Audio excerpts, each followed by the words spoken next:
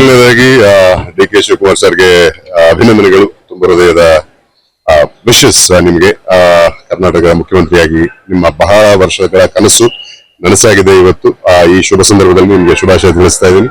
And ಯಥಾ ಪ್ರಕಾರ ನಾವು ನಮ್ಮೆಲ್ಲರ ಪ್ರಜೆಗಳಾಗಿ, ನಾಡಿನ ಪ್ರಜೆಗಳಾಗಿ ನಿಮ್ಮಿಂದ ಒಳ್ಳೆ ಸೇವೆಯನ್ನ, ರಾಜ್ಯಕ್ಕೆ ಒಳ್ಳೆ ಕೊಡುಗೆಯನ್ನ ಬಯಸ್ತೀವಿ. ಸೊ ನೀವು ಅದನ್ನ ಮಾಡ್ತೀರಾ ಅನ್ನೋ ನಂಬಿಕೆ ನನಗಿದೆ.